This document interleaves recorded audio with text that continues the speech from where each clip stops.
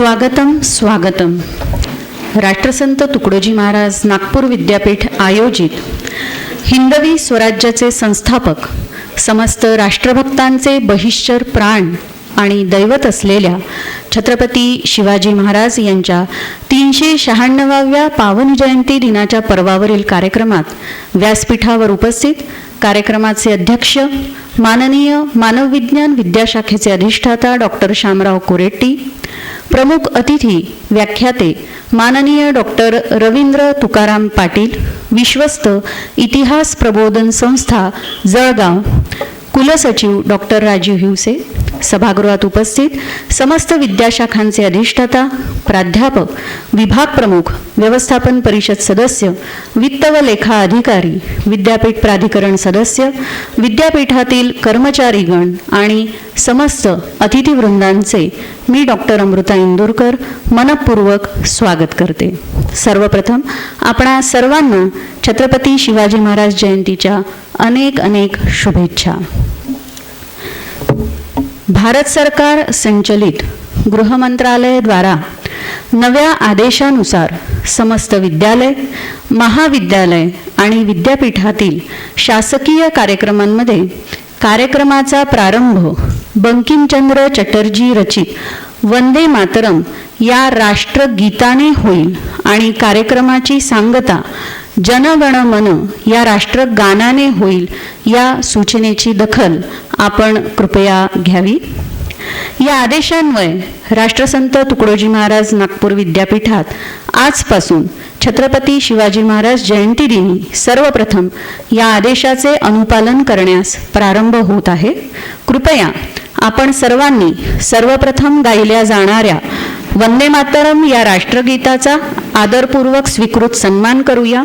सर्वप्रथम राष्ट्रगीत, त्यानंतर राज्यगीत आणि त्यानंतर विद्यापीठ गीत सादर होईल. सर्वप्रथम वंदे मातरम हे राष्ट्रगीत सादर होईल. वंदे मातरम,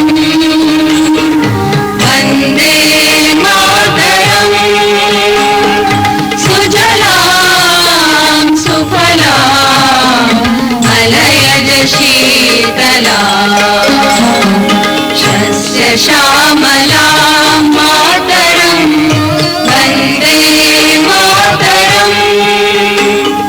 शुभ्रज्योत्स्नां पुलकितयामिनीं पुण्यकुसुमित द्रुमदलशोभिनीं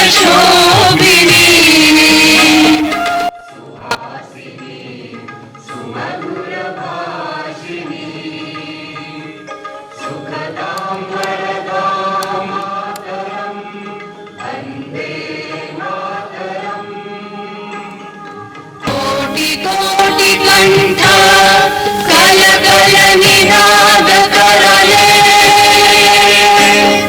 कोटि कोटि भुजै धृतधर करवाले, अबलाग्यनु मारत बोले, बहुबलधारिणी नमामि तारिणी विपुदयवारिणी मातरं वन्दे मातरम्.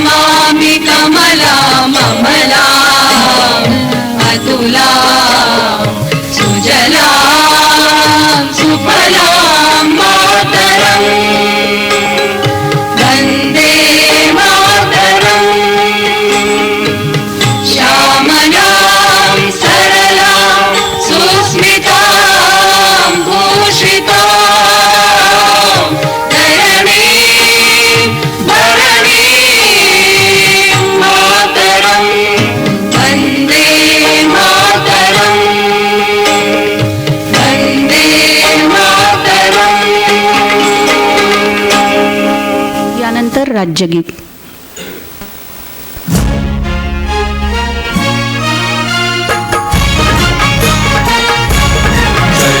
महाराष्ट्र माझा गरजा महाराष्ट्र माझा जय जय महाराष्ट्र माझा गरजा महाराष्ट्र माझा भीतीन तुझी मुळी कडकडणाऱ्या नभा अस्मानाच्या सुलतानीला सभापते ती जिभा सह्याद्रीचा सिंह गर्जतो शिवशंभू राजा तरी घरी तुला नाद गुंजला महाराष्ट्र माझा महाराष्ट्र माझा गरजा महाराष्ट्र माझा काळ्या छातीवरी कोरली अभिमानाची लेणी ओलादी मनगटे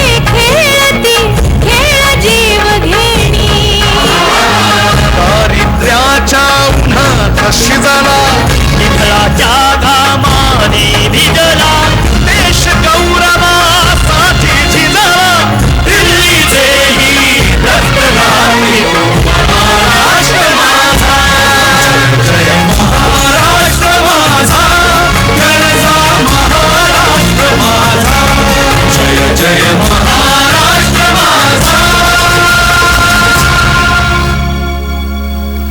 विद्यापीठ गीत.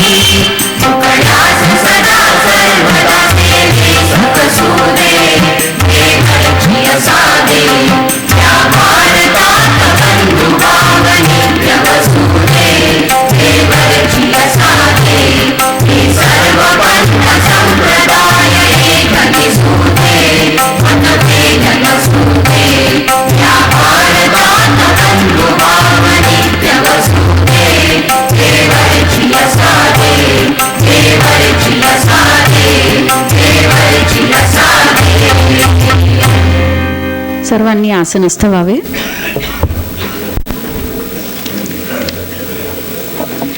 व्यासपीठावरील सन्माननीय मान्यवरांना विनंती करते की त्यांनी वंदनीय राष्ट्रसंत तुकडोजी महाराज व छत्रपती शिवाजी महाराज यांच्या प्रतिमेसमोर दीप प्रज्वलन करून पुष्पार्पण करावे.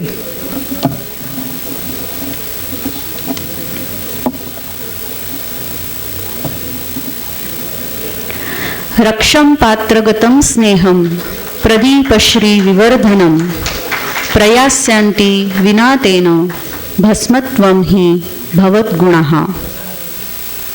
हे दीपदेवा, तुझ्या पात्रातील तेलरूपी स्नेह आणि वातरूपी गुण यांचे रक्षण कर, ज्याने तुझी प्रकाश लक्ष्मी चिरकाळ वर्धिष्णू होईल.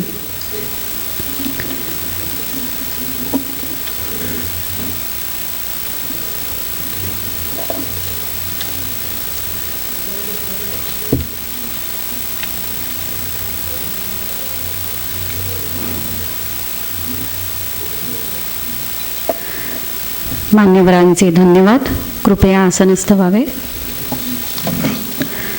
यानंतर मान्यवरांच्या स्वागताकडे वळूया. कार्यक्रमाचे अध्यक्ष मानव विज्ञान विद्याशाखेचे अधिष्ठाता डॉक्टर शामराव कोरेट्टी यांचे स्वागत कुलसचिव डॉक्टर राजीव हिवसे करतील अशी मी त्यांना विनंती करते.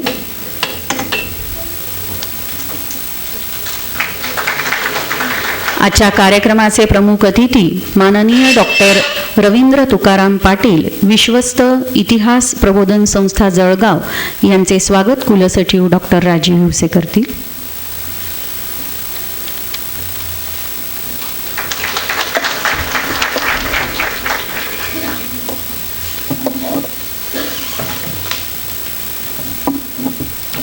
मान्यवरांचे धन्यवाद. गंगा सिंधू यमुना गोदा कलशातुनी आल्या, शिवरायाला स्नान घालुनी धन्य धन्य झाल्या. धीमी पावले टाकीत येता रुद्राचा अवतार, अधीर हृदयातुनी उमटला हर्षे जय जयकार. बंधूंनो, भगिनींनो, हिंदवी स्वराज्याचे संस्थापक आणि अवघ्या जगाने कौतुक करावे असे उत्तुंग व्यक्तिमत्व म्हणजे आपल्या मातीत जन्म घेतलेले, सर्वांना आपलेसे वाटणारे तेजस्वी महाप्रतापी छत्रपती शिवाजी महाराज यांची 396वी शासनमान्य तारखेनुसार जयंती. तारखेनुसार शासनमान्य जयंती दिवस आपल्याला मिळाला तो ज्येष्ठ शिवकथाकार कैलासवासी विजयराव देशमुख यांच्यामुळे. नुकतेच 11 फेब्रुवारी रोजी त्यांचे देहावसान झाले. अथक परिश्रम घेऊन असंख्य साधनांचा, कागदपत्रांचा चिकित्सक अभ्यास करून सखोल संशोधनातून शककर्ते शिवराय या द्विखंडात्मक शिवचरित्र ग्रंथामधून छत्रपती शिवाजी महाराजांची 19 फेब्रुवारी 1630 ही जन्मतारीख निश्चित केली आणि राज्य शासनाने ती स्वीकारली. छत्रपती शिवाजी महाराज खऱ्या अर्थाने रयतेचा जाणता राजा होते. शिवराज्याभिषेकापूर्वी 1 महिना आधी लिहिलेल्या एका पत्रातून त्यांना रयतेची किती काळजी होती हे स्पष्ट होताना दिसते. महाराज लिहितात, कोणी कुंब्याचे येथील दाणे आणील, कोणी भाकर, कोणी गवत, कोणी फाटे, कोणी भाजी, कोणी पाले. ऐसे करू लागलेत म्हणजे जे लोक धरून जीवमात्र घेऊन राहिले आहेत तेही जाऊ लागतील. कित्येक उपाशी मराया लागतील. म्हणजे ऐसे होईल की मोगल मुलकात आहे त्याहून अधिक तळतळाट होईल. तेव्हा रयतेची सारी बदनामी तुम्हावर येईल. हे तुम्ही बरे जाणून बहुत यादी धरून वर्तणूक करणे. कोणी रयतेस काडीचा आजार द्यावयास गरज नाही. ज्याला जे पाहिजे दाणा हो अगर गवत हो अगर फाटे, भाजीपाले व वरकड विकाया येईल ते रास्त घ्यावे. बाजारात जावे, रास विकत आणावे. कोणावरही जुलूम अगर कोणासी कलागती कराया गरज नाही. यावरूनच शिवाजी महाराज रयतेसाठी किती जागरूक व संवेदनशील होते हे लक्षात येते. औरंगजेबाने जिजिया कर लागू केल्यानंतर तुमच्यावर इतके दारिद्र्य आले आहे का असे म्हणून त्याला हिणवण्यासाठी लिहिलेले पत्र हे महाराजांच्या कुशल बुद्धिमत्तेचे द्योतक आहे.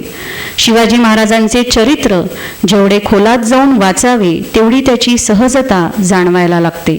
किती प्रसंग आहेत, कसोट्यांचे क्षण आहेत, व्यक्तिगत सुखदुःखे आहेत, पण महाराज कधीही खचले नाहीत. स्वराज्याचा जगन्नाथरूपी विराट रथ अंतिम श्वासापर्यंत खेचत राहिले. एक राज्यकर्ता म्हणून जी पथ्ये पाळावी लागतात ती आमरण पाळली. राजा म्हणून ते आदर्श होतेच, पण ते स्वतः एक स्वयंभू क्रांतिकारकही होते. ही क्रांती फक्त राजकीय स्वरूपात मर्यादित न राहता महाराजांच्या सर्व पावित्र्यांमधून दृगोचर होते. मुद्रा भद्राय राजते या अस्सल भारतीय चिंतनाला अनुसरून अंत्योदयासाठी त्यांनी आपले राज्य चालविले. अशा पराक्रमी, सामर्थ्यसंपन्न, निर्मोही, विनम्र, श्रद्धावान, प्रजावत्सल, निस्पृह, निष्काम कर्मयोगी, अध्यात्मप्रवण शिवरायांना आज जयंतीदिनी आपण शिवरायास आठवावे, जीवित्व तृणवत मानावे, इहलोकी परलोकी राहावे कीर्तिरूपे अशी शब्दरूपी आदरांजली मनोमन वाहूया आणि आजचा दिवस आपण हर्षोल्लासाने साजरा करूया. आजच्या कार्यक्रमाला लाभलेले प्रमुख अतिथी वक्ता माननीय डॉक्टर रवींद्र तुकाराम पाटील.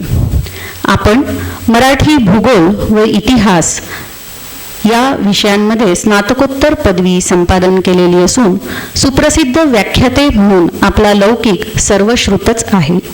शिवचरित्राचे गाढे अभ्यासक म्हणून आपण सुपरिचित असून वेद रायगडाचा राजा माझा सांगून गेला, देवगिरी, शिवप्रताप हे स्वतंत्र ग्रंथ प्रकाशित आहेत.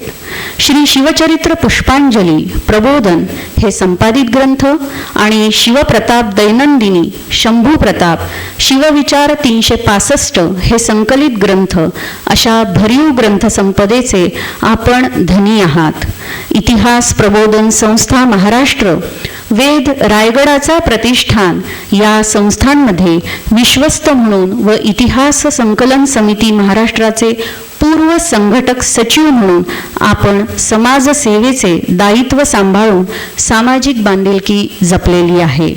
आजपर्यंत विविध ठिकाणी 1578 व्याख्याने सादर करून रसिक श्रोत्यांना लाभान्वित केलेले आहे.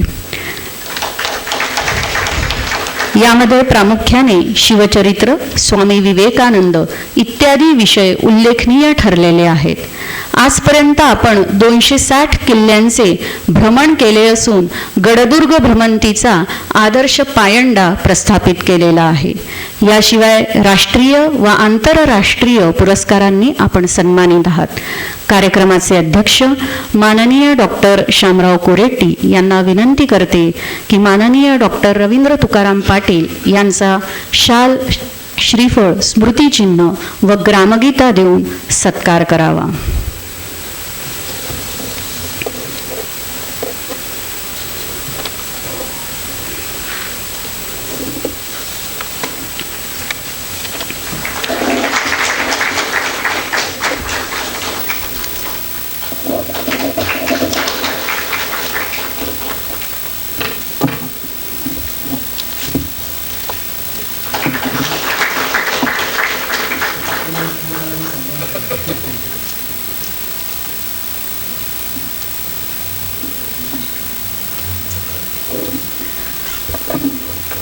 पुनश्च आपले स्वागत.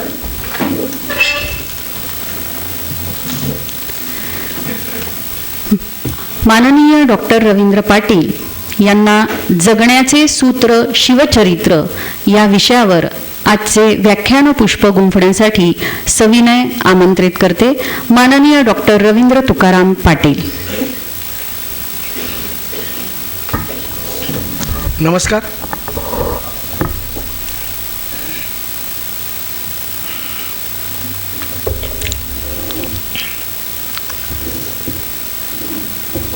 खरं तर 11 तारखेला विजयराव गेले आणि या इतिहास अभ्यासकांची गेल्या 2 वर्षामध्ये अख्खी पिढी गारद झाली. काही वर्षापूर्वी बाबासाहेब पुरंदरे, मागच्या काही महिन्यापूर्वी गजाभाऊ मेहेंदळे आणि आत्ता विजयराव. म्हणजे एका अर्थानं आमच्या पिढीसमोर इतिहास कसा मांडावा, त्या इतिहासाला कुठली दिशा असावी असं सक्षम आणि समर्थपणे आमच्या पिढीला शिकवणारे हे तिघही शिवचरित्राचे अभ्यासक आमच्यातून निघून गेले त्यांना विनम्र अभिवादन करतो. जगातलं पहिलं शिवचरित्र साहित्य संमेलन जळगावला 24 जून 2024 ते 26 जून या दरम्यान झालं. त्या संमेलनाचे अध्यक्ष माननीय विजयराव देशमुख होते. खरं तर तो आमच्या संस्थेसाठी आमच्या संस्थेच्या आयुष्यातला खूप मोठा भाग्याचा क्षण होता. विजयरावांना पुनश्च एकदा विनम्र अभिवादन करतो, भावपूर्ण व्यक्त करतो आणि आजच्या विषयाला सुरुवात करतो. खरं तर आज रात्रीच मुंबईला पण व्याख्यान आहे, त्याच्यामुळे जास्तीत जास्त विषय कमीत कमी वेळेत मांडण्याचा प्रयत्न करेन. छत्रपती शिवाजी महाराज एक मिथक आहे. छत्रपती शिवाजी महाराजांच्या चरित्राचा आपण जितका अभ्यास करणार आहोत तितका तो कमी आहे. 50 वर्ष म्हणजे 18,306 दिवस जगणारी ही व्यक्ती जगाच्या संपूर्ण अभ्यासकांना पुरून उरली आहे आणि आजही नवनवीन आयाम छत्रपतींच्या चरित्रातले समोर येत आहेत. जदुनाथ सरकारांनी सर्वप्रथम छत्रपती शिवाजी महाराजांचा अभ्यास करायला सुरुवात केली. काही ग्रंथ एकत्रित केले आणि अभ्यास करताना त्यांच्या लक्षात असं आलं की जर आम्हाला छत्रपती शिवाजी महाराजांचा अभ्यास करायचा असेल तर सगळ्यात पहिले आम्हाला औरंगजेब समजून घेतला पाहिजे. कारण जोपर्यंत औरंगजेब समजून घेता येत नाही तोपर्यंत आम्हाला छत्रपती शिवाजी महाराज समजणार नाहीत. आणि त्याची काही कारणं आहेत. एकच कारण मी तुमच्यासमोर ठेवतो. औरंगजेबाचा एक भाऊ होता शुजा. त्या शुजानं आग्र्यामध्ये खूप मोठी इमारत बांधली आणि ती इमारत बांधल्यानंतर शहाजहानला म्हणजे आपल्या बापाला त्या शुजानं ती इमारत दाखवण्यासाठी नेलं. आता त्या इमारतीमध्ये शुजा गेला, मुराद गेला, शहाजहान गेला, त्याची बहीण गेली. हे सगळेजण वाडा पाहायला गेले आणि वाडा पाहिल्यानंतर त्याने औरंगजेब आला नाही. मग शहाजहाननी आपल्या एका नोकराकरवी औरंगजेबाला सांगितलं की तुझ्या बापानं तुला बोलवलं आहे म्हणून तू तो वाडा पाहायला आलं पाहिजे. तर शहाजहानला औरंगजेबाने सांगितलं की तू माझ्या बापाला जाऊन सांग की मी तुमच्याबरोबर हा वाडा पाहायला येऊ शकत नाही. त्या नोकरानं जसाचा तसा निरोप शहाजहानला दिला. शहाजहाननी परत सांगितलं की तुला हिंदुस्थानचा बादशहा लेखी सांगतो आहे की तू हा वाडा पाहायला आलं पाहिजे. औरंगजेब म्हणतो की ना फरमानीची तुम्ही जी शिक्षा द्याल ती मी भोगायला तयार आहे, पण मी हा वाडा पाहायला मध्ये येणार नाही. सगळा वाडा पाहून झाला. शहाजहान बाहेर आला, सगळेच बाहेर आले आणि सगळे बाहेर आल्यानंतर शहाजहाननी औरंगजेबाला प्रश्न विचारला की तुझ्या भावानं इतका मोठा वाडा बांधला आहे, तू वाडा पाहायला आला नाहीस. म्हणजे जहापना शुजानं वाडा बांधला बरोबर आहे, तो खूप सुंदर बांधला हे पण बरोबर आहे, त्याच्यामधली दालनं खूप चांगली आहे, पण तुमच्या लक्षात आलं नाही म्हणले या वाड्याला दरवाजा एकच आहे. समजा आपण मध्ये गेलो असतो आणि शुजानी या वाड्याचे दरवाजे बंद केले असते आणि आपल्याला सगळ्यांनाच त्याने मध्ये मारून टाकलं असतं तर काय केलं असतं. शहाजहान 2 मिनिट स्तब्ध झाला. इतका सूक्ष्म धोरणी आणि छद्मी विचार करणारा औरंगजेब आमच्या स्वराज्याचा दुश्मन होता. आणि जदुनाथ सरकार त्याच्यासाठीच म्हणतात की औरंगजेबाचे पैलू कळल्याशिवाय आम्हाला शिवाजी महाराजांचे पैलू समाजासमोर आणता येणार नाहीत.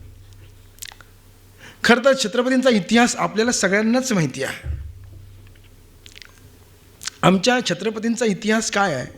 अफजल खानाचा कोथळा बाहेर काढला, शाहिस्तेखानाची बोटं छाटली, पुरंदराचा तह झाला, आग्र्याहून सुटका झाली, पन्हाळगडावरून विशाळगडाकडे आक्रमण केलं, दक्षिण दिग्विजय झाला, राज्याभिषेक झाला, 1680ला महाराजांचं महानिर्वाण झालं. हे तुम्हाला माहिती आहे.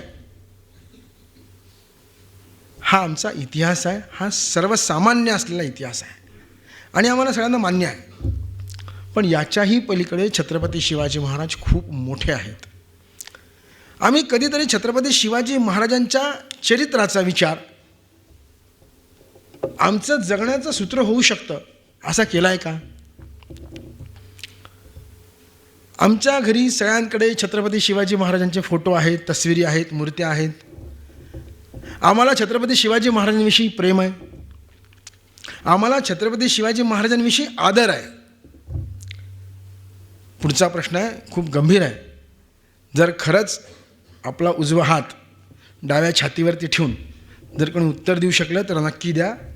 आपण छत्रपती शिवाजी महाराजांना आदर्श मानतो, छत्रपती शिवाजी महाराजांची तस्वीर सांभाळतो, छत्रपती शिवाजी महाराजांचे स्मारक पुतळे उभे करतो. आपण छत्रपती शिवाजी महाराजांना घाबरतो का? मला असं वाटतं जगाच्या पाठीवरती जगातल्या सर्व शासकांना ज्या छत्रपतींची भीती होती त्या आमच्याच राजाला आज आम्ही घाबरत नाही आणि हा आमचा सगळ्यात मोठा आमच्या मनाचा कमीपणा आहे. मी 2011-12 राजस्थानला होतो. 11 दिवस त्या चित्तोडमध्ये फिरत होतो आणि सगळं चित्र पाहिल्यावरती शेवटच्या दिवशी माझा जो गाईड आहे ज्याने मला ते सगळं राजस्थान दाखवलं, मी त्याला एक प्रश्न विचारला की आम्ही इतके फिरलो आहोत, खरं तर तुम्ही एकदा राजस्थान बारकाईने जाऊन पहा.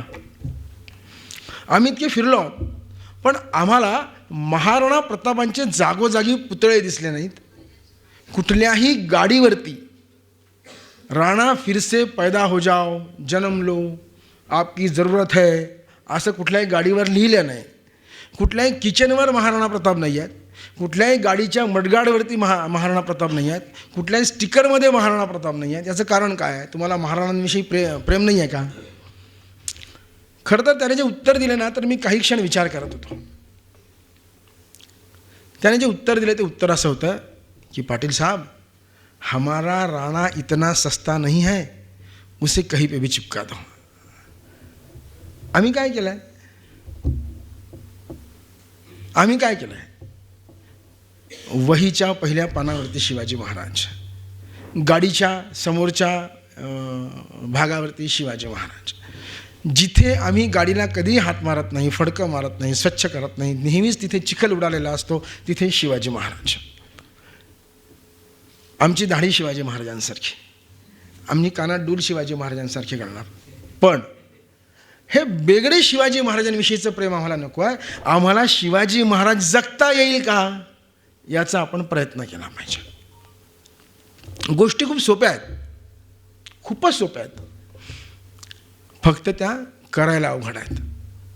आणि जे सोपं असतं ते करायला कठीण असतं. म्हणजे एखाद्या मोठ्या वयात आलेल्या माणसाला समजून घेणं सोपं असतं, पण लहान लेकराला समजून घेणं खूप कठीण असतं. तसं छत्रपती शिवाजी महाराज हा लिहिण्याचा, वाचण्याचा, बोलण्याचा विषय नसून छत्रपती शिवाजी महाराज हा आमच्या जगण्याचा विषय झाला पाहिजे. आणि तर कदाचित आमचे समाज क्षेत्रातले सगळे प्रश्न सुटलेले असतील. म्हणजे ज्या माणसाने जगाचा अर्थसंकल्प एका ओळीत सांगितला, खरं तर आमच्या महाराष्ट्र मातीचं भाग्य आहे की जगाचा अर्थसंकल्प सांगणारी दोन्ही माणसं आमची आहेत. ज्ञानोबा माऊलींनी ज्ञानेश्वरीमध्ये पसायदान मांडताना आपल्या जगाचा अर्थसंकल्प सांगितला, जो जे वांछील तो ते लाहो प्राणी जाता. ज्याला जे जे हवं ते ते मिळालं पाहिजे, ही या सृष्टीची रचना आहे. आणि दुसरा अर्थसंकल्प रायगडावरून सांगितला, साऱ्यास पोटास लावले आहे.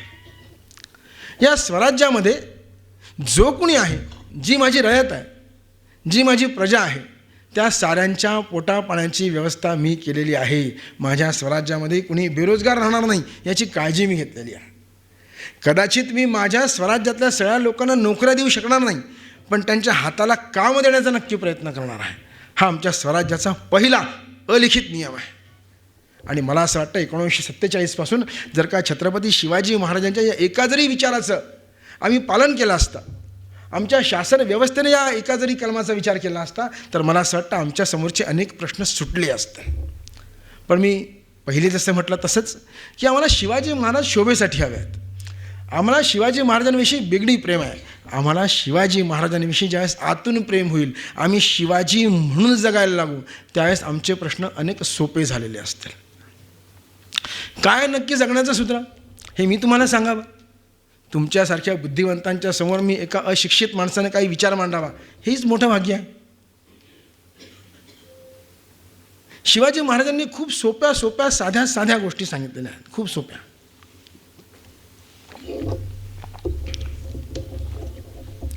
राजांनी जगाचा अर्थसंकल्प एका ओळीत सांगितला. राजांनी परकीयांचं आक्रमण, आता पुन्हा परकीय म्हणजे काय, तर आत्ताची स्थिती बदललेली आहे.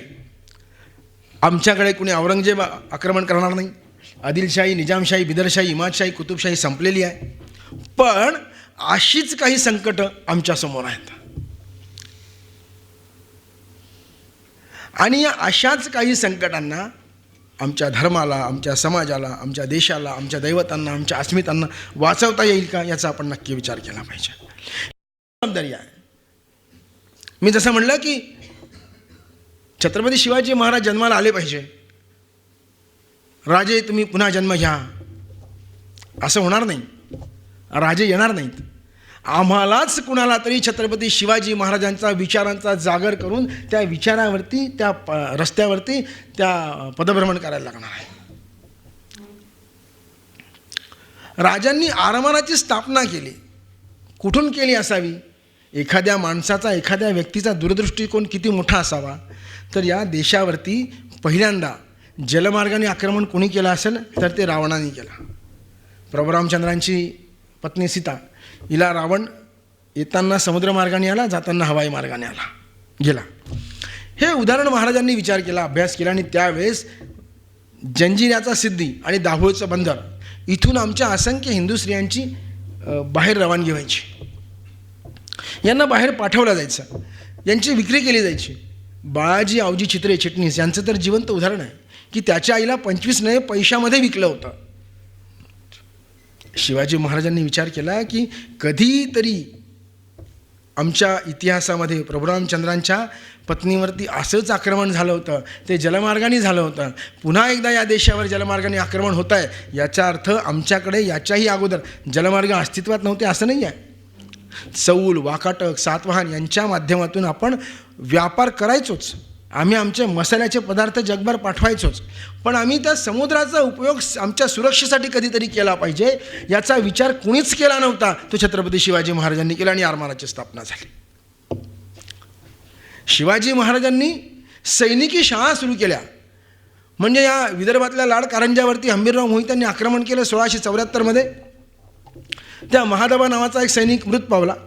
आणि तो मेल्यानंतर त्या शिवाजी महाराजांकडे त्याची बायको आली आणि त्याच्या बायकोनं सांगितलं की आता माझा पती मेला आहे, आता माझं काय व्हायचं. तर शिवाजी महाराजांनी जगातली पहिली अनुकंपा त्या महादची बायको रायगडावरती सर्व्हिसला ठेवली, नोकरीला ठेवली, सेवेमध्ये सामील करून घेतली. आणि महादाच्या दोन्ही पोरांना सैनिकी शिक्षण दिलं, ते रायगडावरती दिलं. जगातली पहिली सैनिकांच्या मुलाची शाळा आमच्या महाराष्ट्रात सुरू झाली. शिवाजी महाराजांनी राजव्यवहार कोश सुरू केला. का बरं केला असेल? त्यावेळेस वर्तमान स्थितीमध्ये पारशी भाषा ही राजभाषा म्हणून प्रचलित होते. आणि शिवाजी महाराजांना वाटलं की यार माझ्या मराठीचा कुठेतरी अपमान होतो आहे, मी माझ्या मराठीसाठी काहीतरी केलं पाहिजे. म्हणून रघुनाथ पंडित नावाच्या आपल्या एका मंत्र्याकडून त्यांनी स्वतंत्र असा राजकोश निर्माण करून घेतला. 74 हेनरी ऑक्झिंडन त्या रायगडावरती आला होता. 20 कलमाचा तह घेऊन आला होता.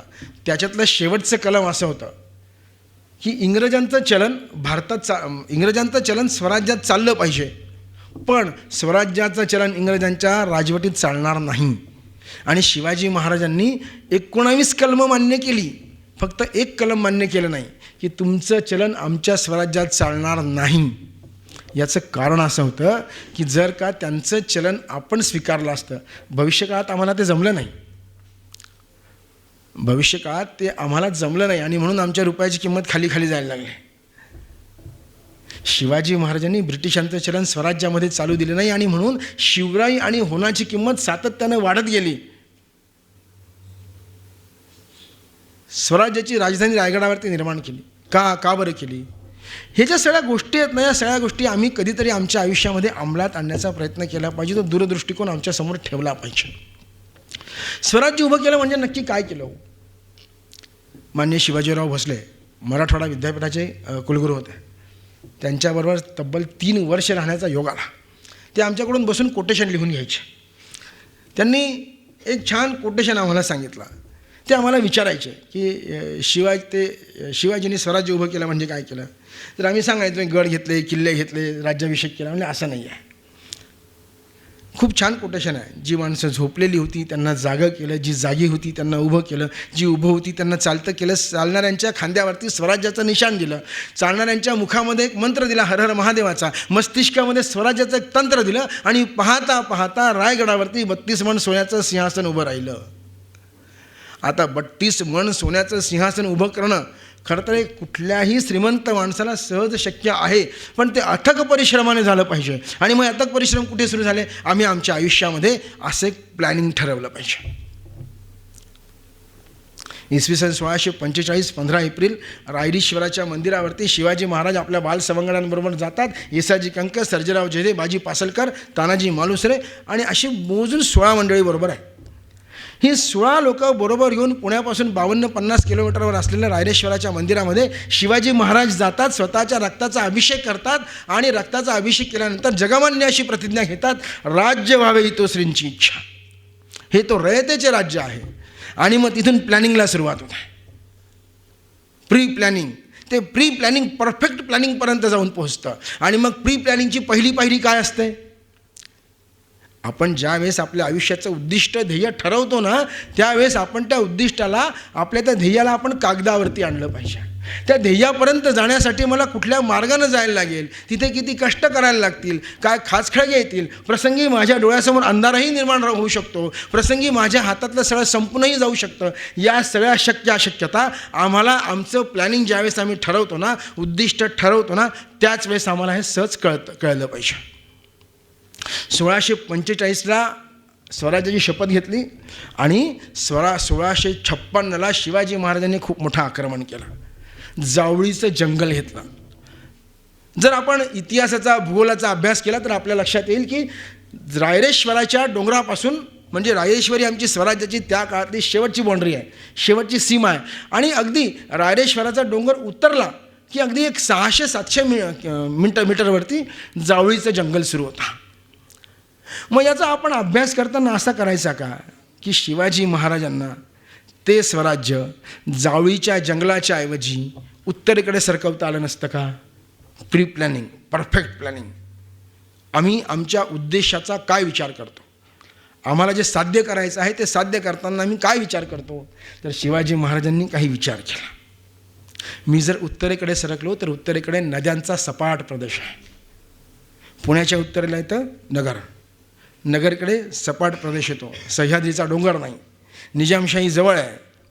आणि जर मी उत्तरेकडे सरकायचा प्रयत्न केला तर निजामशाही मला सातत्याने दाबून टाकणार आहे, दमन करणार आहे, मला पायाखाली घेणार आहे. शिवाजी महाराजांच्या पुण्यापासून चाकणचा किल्ला किती अंतरावरती होता? तिथे आधी निजामाचं राज्य होतं. त्या पुण्यापासून काही किलोमीटरवरती आदिलशहाची हद्द सुरू होत होती. पण शिवाजी महाराजांनी ठरवून जावळीचं जंगल घेतलं. आणि जावळीचं जंगल घेतल्यानंतर शिवाजी महाराजांना खूप मोठा खजिना मिळाला. पैसे नाही मिळाले, पण 7 वाहणाऱ्या नद्या स्वराज्यामध्ये सामील झाल्या. भोरप्याचा डोंगर, ज्याला भविष्यामध्ये आपण प्रतापगड म्हटलं, तो प्रतापगड नसता तर आम्ही अफजल खानच फाडू शकलो नसतो. असा प्रतापगड त्या रायरीच्या जंगलामध्ये लपलेला आम्हाला मिळाला. भविष्यात त्याच पिरियडमध्ये अगदी मार्च महिन्यामध्ये रायरीचा डोंगर मिळाला. आता रायरीचा डोंगर म्हणजे काय तर आजचा रायगड. आणि आजचा रायगड मिळाल्यानंतर शिवाजी महाराज रायरीच्या पायथ्याशी उभे राहिले. हा आमच्या नियोजनाचा दुसरा टप्पा असला पाहिजे. इसवी सन 1656. इसवी सन 1656मध्ये रायरीच्या किल्ल्याच्या खाली शिवाजी महाराज उभे राहतात, त्या किल्ल्याकडे पाहतात आणि शिवाजी महाराजांच्या तोंडून एक मस्त वाक्य निघतं की देवगिरी किल्ला जगामध्ये उत्कृष्ट खरा. देवगिरी किल्ला सखोट, पण देवगिरीपेक्षा रायरी हा दशगुणी उंच आहे. देवगिरी म्हणजे ज्याला आपण दौलताबादचा किल्ला म्हणतो तो, त्याच्यापेक्षा 10 पटीनं हा रायरीचा किल्ला उंच आहे. या रायरीच्या किल्ल्याचं काय वैशिष्ट्य आहे, तर या रायरीच्या किल्ल्याचं वैशिष्ट्य असं आहे की इथे पावसाळ्यामध्ये सुद्धा त्या काळ्या पाषाणावरती गवत उगवत नाही. या रायगडाचं काय वैशिष्ट्य आहे की जर का भविष्यामध्ये कुणीही आक्रमक आला तर तो आक्रमण करताना एकतर तो दक्षिणेतून येणार आहे किंवा उत्तरेतून. मग या दक्षिणेतून आणि उत्तरेतून येणाऱ्या आक्रमकांना 3300 फूट उंचीची सह्याद्रीची भिंत ओलांडून गेल्याशिवाय, 16 घाट ओलांडून गेल्याशिवाय रायरीच्या पायथ्यावरती आक्रमण करता येणार नाही. हा आमचा दुसरा टप्पा. आणि मग शिवाजी महाराज सहज म्हणून गेले. आमचं प्लॅनिंग काय असतं, शिवाजी महाराज सहज म्हणून गेले, ज्या वेळेस मी कधीतरी सिंहासन उभं करेल त्यावेळेस ते माझं सिंहासन याच रायरीवरती असेल. तख्तासगड हीच जागा योग्य. आम्ही कधीतरी प्लॅनिंग करताना, आम्ही नियोजन करताना त्या नियोजनाचे काही आम्हाला टप्पे ठरवता आले पाहिजे. आता 1656 शिवाजी महाराजांना माहीत तरी होतं का आपण राज्याभिषेक करणार आहोत. त्यावेळेस 1656 आमचं स्वराज्य किती आहे माहीत आहे, पुणे जिल्ह्याचा अर्धा भाग हेच आमचं स्वराज्य. मग एवढं छोटं आमच्याकडे स्वराज्य असताना मी उद्दिष्ट काय पाहिलं, हिंदवी स्वराज्याचं. कदाचित आमच्या हातामध्ये भांडवल नसेल, कदाचित आमच्या हातामध्ये काही साधनसामुग्री नसेल, पण जी साधनसामुग्री आहे तिच्यात योग्य ते नियोजन करून आम्हाला आमच्या उद्दिष्टाप्रती कसं पोहोचता येईल याचं जर शिक्षण घ्यायचं असेल, शिक्षण घ्यायचं असेल तर छत्रपती शिवाजी महाराजांचं चिकित्सक चरित्र वाचलं पाहिजे. म्हणजे मी तर नेहमी असं म्हणतो की अफजल खान, शाहिस्ते खान ही माणसं, अहो तुमच्या घरामध्ये एखादा साप निघाला किंवा तुमच्या घरामध्ये एखाद्या सापानं आक्रमण केलं तर आपण त्या सापाची पूजा करत बसतो का त्याला मारतो? आपण त्याला मारतो. हे साधं गणित आहे. तो प्रसंग होता, तो मारायचाच होता. अफजल खानाला त्याला फाडला, शाहिस्त्याची बोटं तोडली, मिर्झा राजे जयसिंग आले, त्यांना आम्ही नामोहरम केलं, सिद्दी जोहर त्याला आम्ही नामोहरम केलं. आमच्या स्वराज्यावरती ज्या ज्या परक्यांनी आक्रमण केलं त्यांना आम्ही नामोहरम केलं. पण त्या नामोहरम करण्यामागचं नियोजन, त्या नामोहरम करण्यामागची भूमिका आमच्या लक्षात आली का? 10 नोव्हेंबर 1659 साली अगदी 9 सेकंदामध्ये शिवाजी महाराजांनी अफजल खानाचा कोथळा बाहेर काढला. किती सेकंदामध्ये? 9 सेकंदामध्ये. पण त्या 9 सेकंदासाठी मागचे 90 दिवस हा माणूस फक्त सराव करतो. 9 सेकंदासाठी हा माणूस फक्त प्रयत्न करतो. 9 सेकंदासाठी छत्रपती शिवाजी महाराज फक्त प्लॅनिंग करताय, नियोजन करताय, व्यवस्थापन करताय, मस्तिष्काला ताण देत आहेत, मन मेंदू मनगट फक्त एकाच गोष्टीवरती एकाग्र करतायत. आम्हाला ते करता येईल? कदाचित आज आमच्यासमोर अफजल खान नसेल, पण संकट त्याच्याहून मोठी भयानक आहेत. आम्हाला कधीतरी मी चिंतनाचं चरित्र म्हणतो आहे, मी चिंतकाचं चरित्र म्हणतो आहे. अफजल खान मोठा दळबार घेऊन आला आणि तो वाईला आला आणि मग महाराजांनी बोलवलं आणि त्याला फाडला आणि 10 अंगरक्षक होते. सॉरी, हे तुम्हाला सगळ्यांना माहिती आहे. पण हा विचार शिवरायांच्या चरित्राचा अभ्यास करताना ते चरित्र माझ्या जगण्यासाठी किती उपयोगाचं आहे याचा आम्ही कधी विचार करू का? मला असं वाटतं तो केला पाहिजे. जर आपण केला नाही ना, तर मी संभाजीनगरला एका डॉक्टरांकडे गेलो होतो. त्या डॉक्टरांनी मला उत्तर दिलं की तुम्हाला खरंच असं वाटतं की शिवाजी महाराज तुमचे आहेत?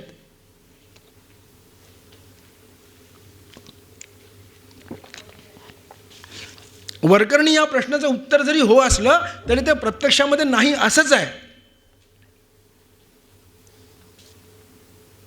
आम्हाला शिवाजी महाराजांनी माणसं गोळा करायला सांगितले होते.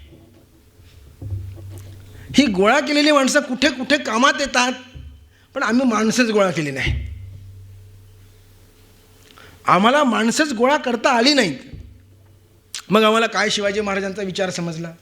अगदी 12, 14, 15 वर्षाचं पोरगं आपल्याबरोबर आपले मित्र गोळा करतं आणि आपले मित्र गोळा करून स्वराज्याची मुहूर्तमेढ करतं, त्याची आई त्याला विरोध करत नाही. आमच्याकडे उलटा आहे. राष्ट्राच्या कल्याणासाठी कुणाला तरी मैदानामध्ये उतरायला लागतं. धर्माच्या रक्षणासाठी कुणाला तरी काही वार अंगावर झेलायला लागतात. समाजाच्या उत्थानासाठी आम्हाला काही माणसं समाज क्षेत्रामध्ये मोठी करावी लागतात. काहींना पायाचं दगड व्हावं लागतं. छत्रपती शिवाजी महाराज हे आमच्या हिंदू राष्ट्राच्या पायाचे दगड आहेत. कधीतरी आम्हालाही धर्मासाठी, राष्ट्रासाठी, समाजासाठी आम्हालाही कधीतरी असा विचार करता येईल की आम्ही माणसं उभं करू. एक लक्षात घ्या, शिवाजी महाराजांनी काय सांगितलं ते लक्षात घ्या. तुम्हाला जर मोठं व्हायचं असेल ना तर स्वतः मोठं होऊ नका. तुमच्याबरोबर जी माणसं काम करतात, तुमच्या हाताखाली जी माणसं काम करतात, त्या माणसांना मोठं करा. तुम्ही आपोआप मोठे झालेले असाल. म्हणजे आणखीन एक वाक्य आहे की शिवाजी महाराजांनी माणसं जमवली, जमवलेली घडवली आणि घडवलेली मढवली. मग आता मला सांगा की त्या छत्रपती शिवाजी महाराज राजगडावरती बसलेले आहेत आणि त्या 1670मध्ये त्यांच्या मस्तिष्कामध्ये एक विषय येतो की मला आता कोंडाणा घ्यायचा आहे. जो कोंडाणा मी पुरंदराच्या तहामध्ये औरंगजेबाच्या हवाली केलेला आहे आणि तो औरंगजेबाच्या हवाली केलेला कोंडाणा घेण्यासाठी स्वतः मी जाणार आहे. ही गोष्ट तानाजीला कळत आहे. आपण सुभेदार चित्रपट पाहिला असेल तर त्या चित्रपटामध्ये खूप छान वर्णन आहे, खूप छान चित्रण केलं आहे. तो तानाजी म्हणतो की आधी लगीन कोंडाण्याचं मग रायबाचं. आपल्यासाठी असं कोणी म्हणतं का? मला असं वाटतं आपण तयार केलेल्या माणसानं, आपण तयार केलेल्या आपल्याबरोबर काम करणाऱ्या व्यक्तीनं आपल्यासाठी असं म्हणावं की तू थांब रे, एवढं काम मी तुझ्यासाठी करतो. मला असं वाटतं हा विचार छत्रपती शिवाजी महाराजांनी आमच्यासमोर ठेवला आहे. तर बाजीप्रभू देशपांडेला काय गरज होती हो? पन्हाळगडावरून विशाळगडाकडे शिवाजी महाराज निघालेले आहेत आणि त्या गजापुराच्या खिंडीमध्ये छत्रपती शिवाजी महाराज सिद्धीजोहरचा सामना करण्यासाठी थांबणार होते. बाजीप्रभू म्हणतात तुम्ही इथून निघा, विशाळगडाकडे कूच करा. तुम्ही जोपर्यंत गडावर जात नाहीत तोपर्यंत मी माझा शेवटचा श्वास रोखून धरतो. पुढचं वाक्य काय माहीत आहे? लाख मेले तरी चालतील पण लाखांचा पोशिंदा जगला पाहिजे. आपल्यासाठी कुणी असं म्हणतं? मला असं वाटतं आपल्यासाठी कुणीतरी असं म्हटलं पाहिजे, अशी आपण कीर्ती करून गेलं पाहिजे, असा आपला स्वभाव असला पाहिजे. मला असं वाटतं हे जरी आपण शिकलो ना तरी खूप झालं. तर यसाजी कंकाला काय काम आहे हो? तो सर्जेराव जेधे आमच्या स्वराज्यावरती पहिलं आक्रमण झालं आणि पहिलं आक्रमण झाल्यानंतर मुसेखान फतेखानाच्या लढाईमध्ये आमचा पराभव होणार असं स्पष्ट दिसत होतं. बाजी काका पासलकर, माणकोजी 10 तोंडे त्या पुरंदराच्या खाली सासवडला उतरले आणि त्यांनी त्या मुसेखान फतेखानाचा पाठलाग केला. पाठलाग करता करता बाजी पासलकरांचा मृत्यू झाला, ते धारातीर्थी पडले. अशा स्थितीमध्ये त्या सर्जेराव जेध्याच्या आपल्या एका सैनिकाच्या हातामधलं आमच्या स्वराज्याचं निशाण म्हणजे काय? आमचा तिरंगा ध्वज, आमचा जरीपटका, आमचा भगवा ध्वज त्या एका सैनिकाच्या हातातून खाली पडला. जो बिनीचा सरदार होता, बिनीचा सरदार म्हणजे तो झेंडा तोलून धरणारा सरदार, त्या बिनीच्या सरदाराच्या हातून तो झेंडा खाली पडणार होता. त्याच वेळेस सर्जेराव जेधे जातात काय, तो झेंडा तोलून धरतात काय आणि अख्खं युद्ध एका हातानं तो तलवार चालवतो, दुसऱ्या हातानं तो झेंडा पेलून धरतो आणि मग शिवाजी महाराजांकडे येतो. तो असं म्हणू शकला नसला काय, मोरदेना यार मला काय करायचं आहे? राष्ट्राच्या मानचिन्हासाठी आम्हाला कधीतरी जगता आलं पाहिजे, राष्ट्राच्या अस्मितेसाठी आम्हाला कधीतरी जगता आलं पाहिजे. सगळ्यात पहिले आम्हाला राष्ट्राची अस्मिता, राष्ट्राचे मानचिन्ह, राष्ट्राचा सन्मान कशात आहे आम्हाला हे कळालं पाहिजे. आमच्या राष्ट्राचा सन्मान छत्रपती शिवाजी महाराजांमध्ये आहे, टिपू सुलतानामध्ये नाही आहे. आमच्या राष्ट्राचा सन्मान महाराणा प्रतापामध्ये आहे. आमच्या राष्ट्राचा सन्मान लाचित बडफुकन, राजा छत्रसाल यांच्यामध्ये आहे. आमच्या राष्ट्राचा सन्मान राजमाता जिजाबाई साहेबांमध्ये आहे. अगोदर आम्हाला आमच्या राष्ट्राची मानचिन्ह, अस्मितेची चिन्ह, स्वाभिमानाची ओळख झाली पाहिजे, तरच आपण त्या रस्त्यावरती मार्गक्रमण करू शकणार आहोत. त्या येसाजी अंकाला गोळकोंड्याच्या किल्ल्यामध्येही सगळी लोक बसली आहे आणि कुतुबशाह शिवाजी महाराजांना विचारतो आहे की महाराज मी असं ऐकलं आहे की तुमच्याकडे खूप प्रचंड ताकदीची आणि हुशारीची माणसं आहेत. म्हणजे हो आहेत, पण तुम्हाला हे माहीत आहे का की आमच्या दक्षिणेमध्ये खूप मोठे मोठे हत्ती आहेत? म्हणजे हो. म्हणले मग आमच्या हत्तीची बरोबरी करणारा माणूस तुमच्याकडे कोणी आहे का? तर म्हणले आहे ना. आता असे खूपच लोक होते शिवाजी महाराजांबरोबर गेलेले. महाराज दक्षिण दिग्विजयाला गेले ना, त्यावेळेस ते बरोबर 6,000 माणसं घेऊन गेले होते. त्या 6,000 कुणालाही ते सांगू शकले असते. बाजूला येसाजी उभा होता. म्हणजे येसाजी, तुम्ही लढणार हत्तीशी? म्हणले हो लढणार ना, का नाही लढणार? म्हणजे पहा बरं, हो. दुसऱ्या दिवशी हत्तीच्या त्या आखाड्यामध्ये हत्ती सोडण्यात आला, हत्तीला दारू पाजण्यात आली, मद्य पाजण्यात आलं, तो चेकाळला, तो पिसाळला आणि येसाजी कंक त्याच्यावरती तुटून पडले. पाहता पाहता पाहता पाहता येसाजी कंकानं तलवारीच्या वारानं हत्तीची सोंड तोडली, कापली. हत्ती चीची करत मागे गेला. आपल्या शब्दासाठी कुणीतरी स्वतःची जीवाची बाजी लावायला तयार असणारा आपल्या आयुष्यामध्ये आपण एक माणूस तयार केला ना तरी खूप झालं. शिवाजी महाराजांच्या काळामध्ये तर ती माणसं ठाई ठाई दिसून येतात. अहो किती छान उदाहरण आहे.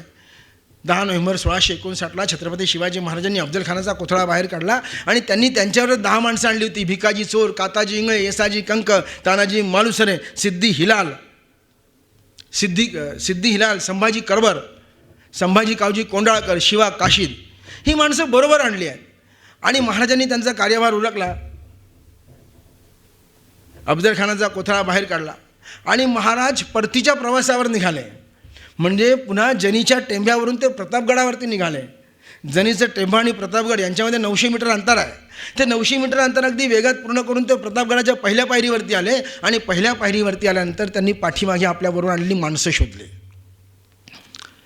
आपण 10 माणसं नेली होती, 10ची 10 माणसं बरोबर आहेत का? महाराजांनी हे कर्तव्य म्हणून केलं नाही, तरी भावना म्हणून केला. आम्ही कुठलंही काम कर्तव्य म्हणून कधीच करू नका.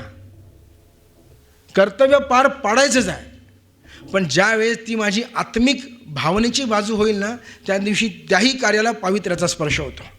आणि महाराजांनी माणसं मोजली, 9 माणसं भरत होती. संभाजी कावजी मागेच राहिला होता. खूप वेळानं संभाजी कावजी बाहेर आला. संभाजी कावजीने आपल्या पाठीमागे काहीतरी लपवून ठेवलं होतं. संभाजी कावजींनी आपल्या पाठीमागे काय लपवलं आहे याची जिज्ञासा शिवाजी महाराजांना होती. म्हणजे संभाजी पाठीमागे काय लपवलं आहे? म्हणजे महाराज हे अफजलचा मुंडका आहे. म्हणजे हे कशाला आणलं रे? म्हणजे महाराज तुम्ही त्याचा कोथळा बाहेर काढला पण तो मेला नव्हता. त्याने त्या आपल्या डोक्याचं पागोटं पोटाला बांधलं आणि पोटाला बांधून तो पालखीत बसला. भोयांनी ती पालखी उचलली होती. तो वाईकडे जायला निघाला होता. सगळ्यात पहिले मी भोयांचे पाय कापले. भोयांचे पाय कापल्यानंतर मी अफजलचं मुंडकं कापून आलो. शिवाजी महाराज काय म्हणले माहीत आहे? अरे त्या वाघ नखांना मी विष लावलं होता. तो अफजल इथे नसता मेला ना तर तो वाईला जाऊन मेला असता, पण तो मेला नक्की असता. पण अरे वेड्या, एवढ्या धुमश्चक्रीमध्ये तुझ्या जीवाचं वाक्य बघा.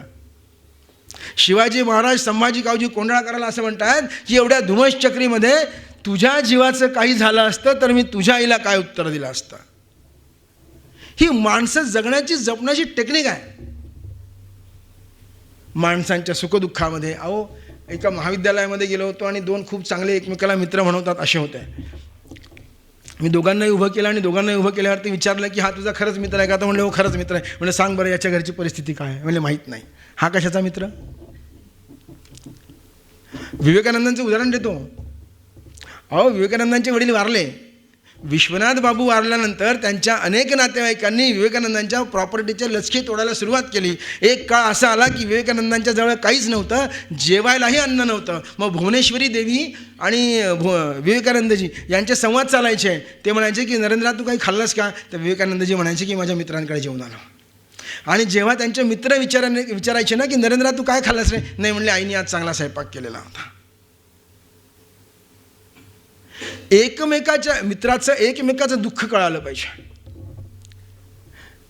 आम्हाला जर मित्र सांभाळायचे असतील, जोपासायचे असतील तर आम्हाला थेट त्याच्या चुलीपर्यंत संपर्क करायला लागेल. फक्त आमचा संपर्क चुलीत जाणार नाही याची काळजी घेतली पाहिजे. आमची गडबड आहे. मी पुन्हा म्हणलं की मी शिवाजी महाराजांचं चरित्र मांडत असताना पराक्रम सगळ्यांनाच माहिती आहे की तो इतका मोठा पराक्रम की जगाच्या पाठीवरती कुणीच करू शकत नाही. पण त्या चरित्राची ही एक बाजू आहे.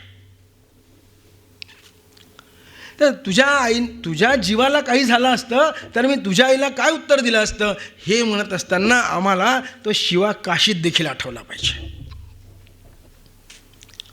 पन्हाळगडावरून विशाळगडाकडे जाताना अगदी डुप्लिकेट शिवाजी महाराज तयार झाले आणि डुप्लिकेट शिवाजी महाराज तयार झाल्यावरती शिवा काशीद त्या सिद्धीजवळच्या छावणीमध्ये गेला. त्या सिद्ध्यानं त्याच्या पोटामध्ये भाला खुपसला आणि शिवा काशीद धारातीर्थी पडले.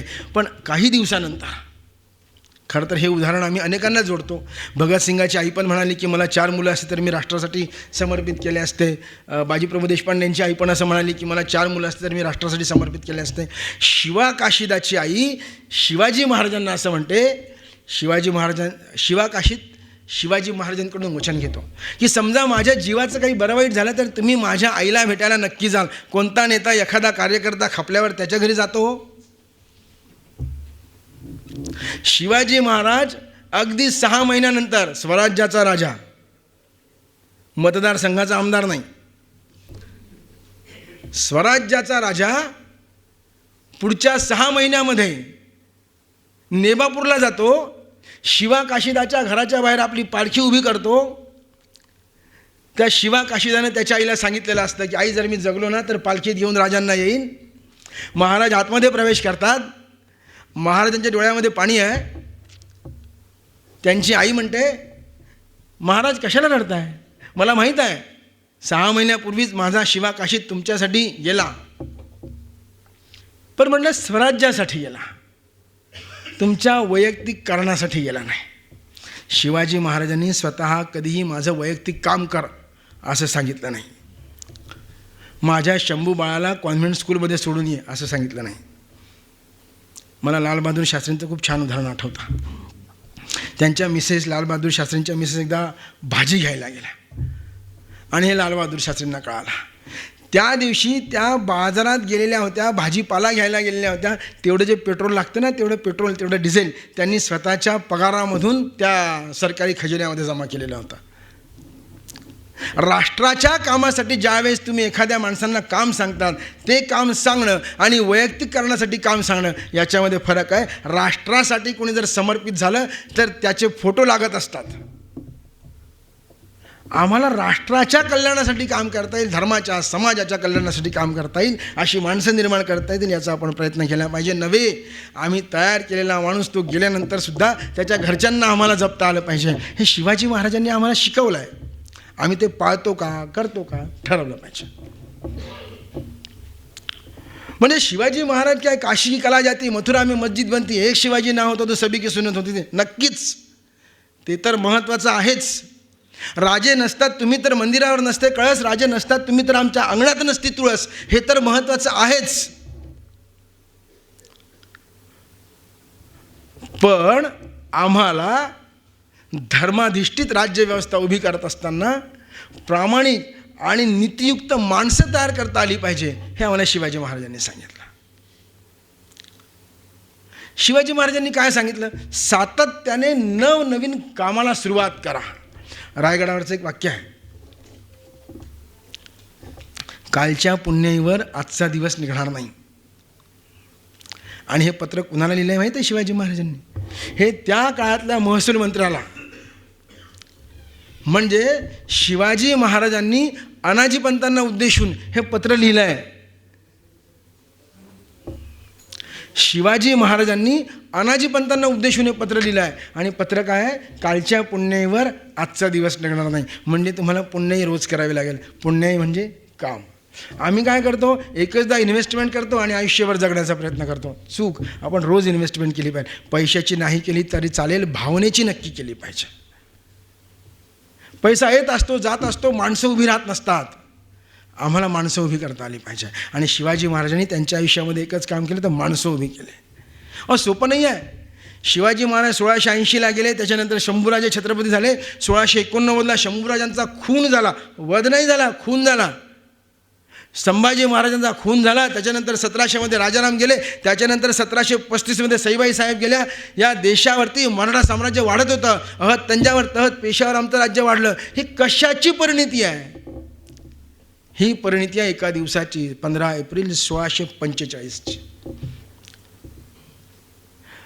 शिवाजी महाराज एका ठिकाणी काय म्हणतात, आम्हाला ते म्हणता आलं पाहिजे. तुम्ही तर रयतेचे धनी आहात, इथपर्यंतच ठीक आहे, पण शिवाजी महाराज पुढे असं म्हणतात की मी तर उपभोगशून्य स्वामी आहे. मी राजा आहे पण मी उपभोगशून्य स्वामी आहे. ही स्वराज्याची सगळी संपत्ती माझी नाही आहे, ही रयतेची आहे, ही जनतेची आहे. जिजाबाई साहेब ज्यावेळेस निर्वतल्या, त्यांचं महानिर्वाण झालं आणि माँसाहेब गेल्यानंतर त्यांच्या त्यांच्या पर्सनल प्रॉपर्टीचा, पर्सनल खजिन्याचा हिशोब करण्यात आला. तर त्यांनी 75,000 होन, हे 25,000 होन शिवाजी महाराजांसाठी पाठीमागे ठेवले होते. एका राजमातेनं नव्हे तर एका आईनं आपल्या मुलासाठी, त्याच्या वैयक्तिक खर्चासाठी हे पैसे ठेवले होते. म्हणजे त्या काळात ते जवळजवळ 1 कोटी रुपये होते. त्या आईनं पाठीमागे ठेवलेल्या आपल्या हिश्श्याच्या पैशावरती शिवाजी महाराजांनी पुढचे 3 वर्ष स्वराज्य चालवलं. कारण 74 ते 77 आम्ही कुठलीही मोठी मोहीम हाती घेतली नाही. 74 ते 77 आम्ही कुठलंही मोठं आक्रमण केलं नाही. 74 ते 77 आम्ही त्या 3 वर्षामध्ये स्वराज्याची घडी लावली, रचना बसवल्या. आमच्या पदरचे पैसे, आमच्या पदरमोड करून आम्हाला समाजासाठी कुठेतरी उपकृत होता येईल का, आम्हाला समाजाचं आम्ही काहीतरी देणं लागतो हे आमच्या मनावर बिंबवता येईल का. मला असं वाटतं छत्रपतींचा संस्कार आहे. जगण्याचं सूत्र नक्की काय असतं, आम्ही आमच्या लेकरांना काय शिकवतो, काय सांगतो. काल एक प्रश्न विचारला होता, शिवाजी महाराज कुणाला व्हावंसं वाटतं, कुणालाच व्हावंसं वाटत नाही. पण शिवाजी महाराज आमच्या शेजारी असले पाहिजे असं सगळ्यांना वाटतं. आम्हीच म्हटलं पाहिजे मी शिवाजी, कारण आत्तापर्यंत अनेक विषयातले शिवाजी व्हायचे बाकी आहेत. कोरटी सर फक्त मराठीतला शिवाजी आहे, लोकहितवादी.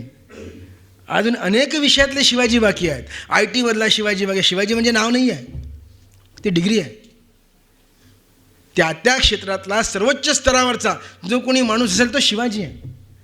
मग शिक्षकांमधला शिवाजी बाकी आहे, पत्रकारांमधलाच फक्त शिवाजी सापडतो आम्हाला IT मधला शिवाजी बाकी आहे, इंजिनियर्समधला बाकी आहे, अभियंत्यामधला बाकी आहे, साहित्यातला शिवाजी बाकी आहे, अनेक विषयातले शिवाजी बाकी आहे. काय सांगावं, तुमच्यातलाच कोणीतरी पुढच्या 5-10 वर्षामध्ये एखाद्या विषयातला शिवाजी म्हणून येईल. विदर्भामध्ये खूप मोठं नाव होऊन गेलं श्रीकांत जिचकार. दुसरे श्रीकांत जिचकार झालेच नाहीत. झाले पाहिजे होते ना. आमच्या समोरचा जो विचार आहे तो उदात्त विचार आहे छत्रपती शिवाजी महाराजांचा. काय सांगितलं, त्यांच्या आईने त्यांना प्रश्न विचारले होते 1641 साली. त्यावेळेस शिवाजी महाराजांचं वय होतं 11 वर्ष. 11 वर्षाच्या शिवबाला जिजाबाई साहेबांनी प्रश्न विचारला की शिवबा तुला काय व्हायचं आहे. शिवाजी महाराजांनी, शिवबानी आपल्या आईला सांगितलं की माँसाहेब तुम्ही मला काही ऑब्जेक्टिव्ह द्या. आजचा जमाना ऑब्जेक्टिव्हचा आहे, फक्त गोल करायचे आहे, टिकमार्क करायचे आहे, प्रिस्क्रिप्शन नाही आहे. आणि मला असं वाटतं की आमच्या काळात जे प्रिस्क्रिप्शन होते ते नव्या पिढीला प्रिस्क्रिप्शन आलं पाहिजे. एखाद्या पोराला निबंध लिहायला सांगितलं ना तर तो 10 वेळेस विचार करतो. गंमत आहे, गाईवर घेऊन आला म्हणजे दुसऱ्या दिवशी तो विद्यार्थी गाईलाच घेऊन आला आणि त्या गाईच्या पाठीवरती लिहिलं होतं निबंध.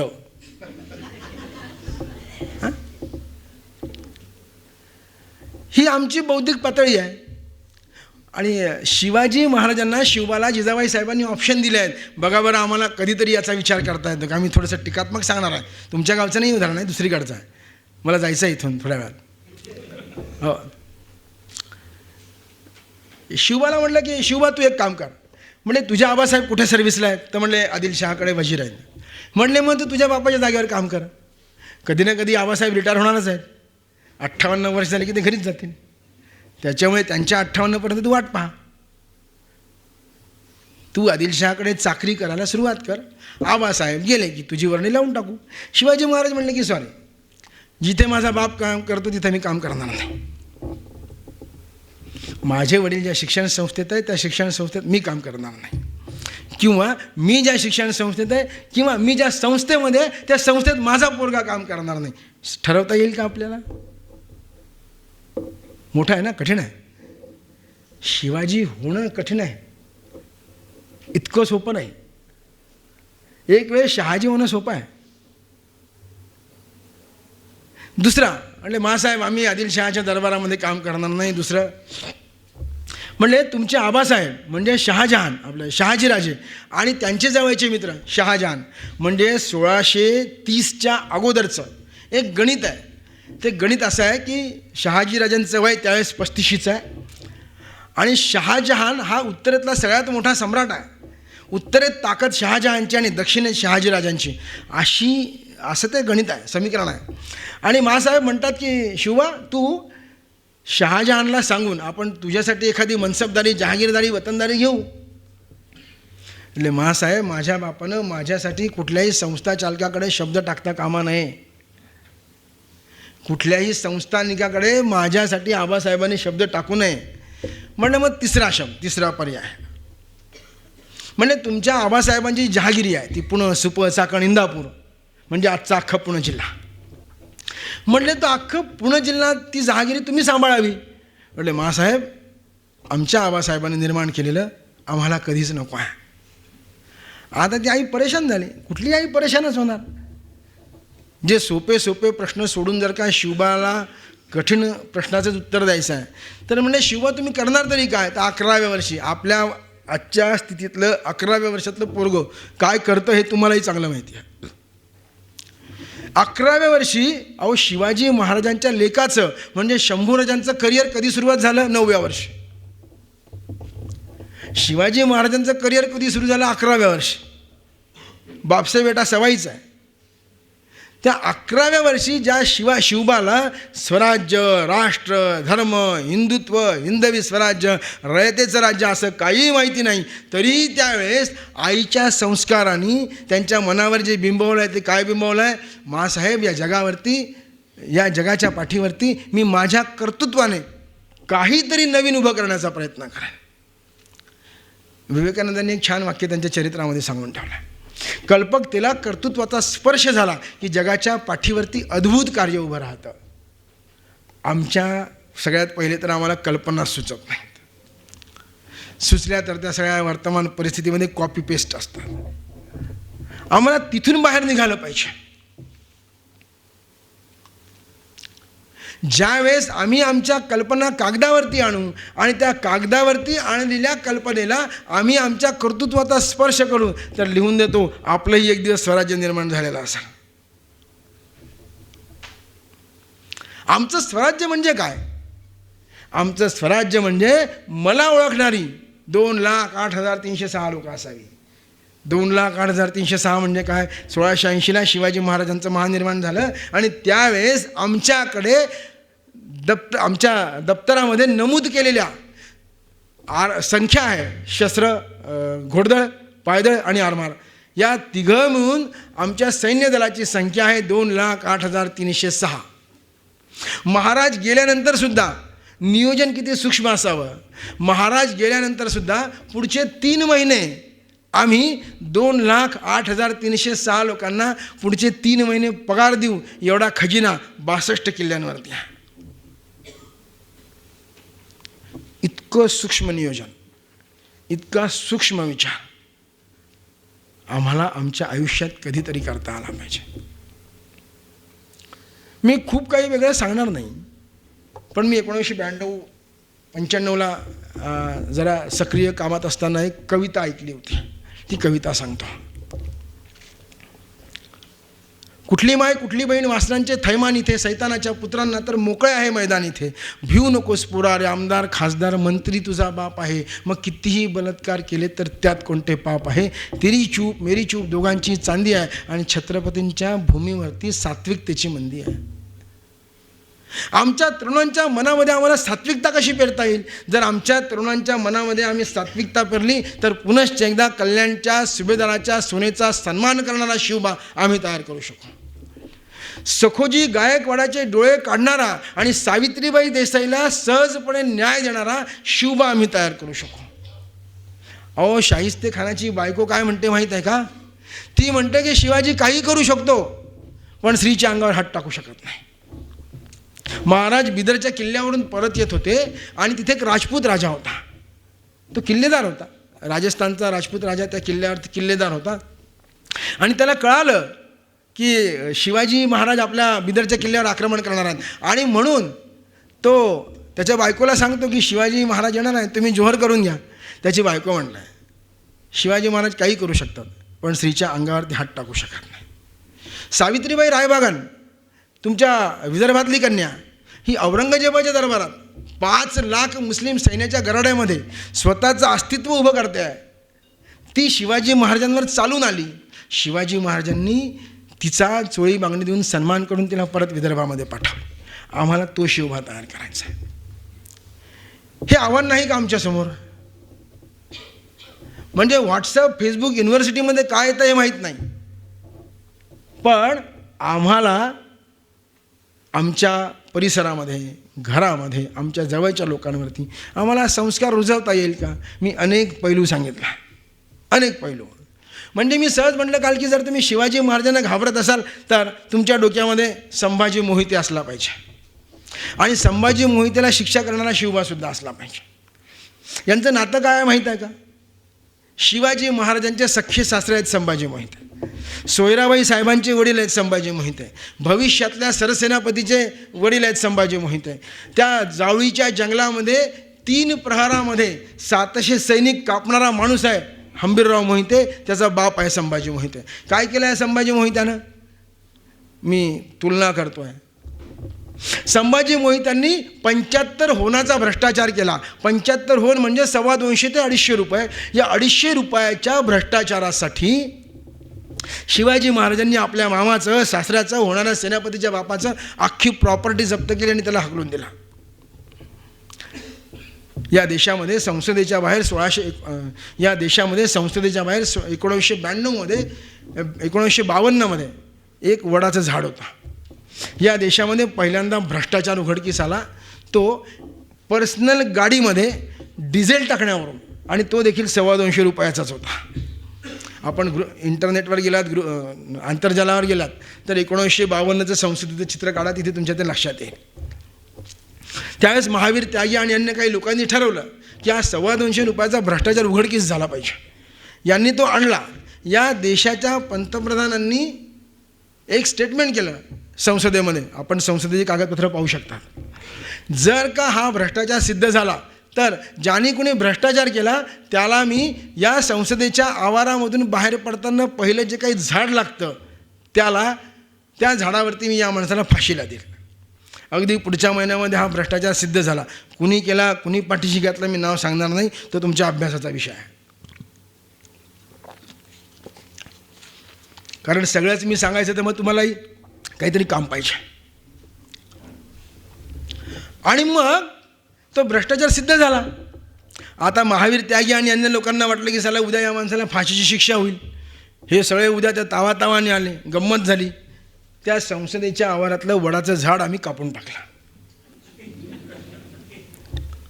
समजा या देशाच्या पहिल्या पंतप्रधानाने 225 रुपयाचा भ्रष्टाचार करणाऱ्या माणसाला फाशी दिली असती तर आज जो काही प्रकार पाहतो, एका नजरेमध्ये न मावणारे आकडे, खादी टोपी जॅकेट घालून जिल्हा परिषद पंचायत समित्या लुटीत जावे असा जो काही प्रकार आपण पाहतो तो दिसला असता का? आमच्या शिवाजी महाराजांनी हे केलं आहे.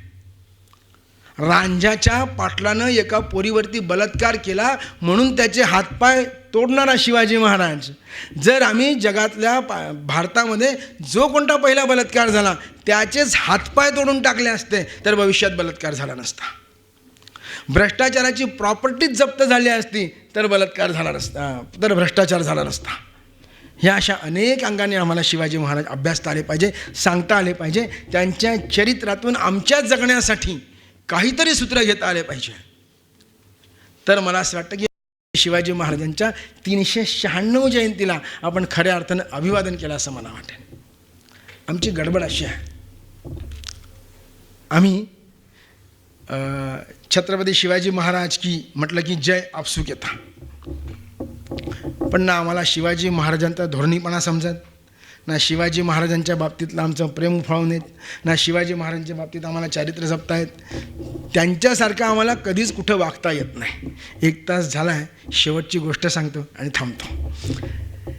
एका इंग्रज अधिकाऱ्यानं शिवाजी महाराजांकडे आला आणि शिवाजी महाराजांना म्हणला की महाराज, आम्हाला तुमच्या स्वराज्यातला तांदूळ हवा आहे.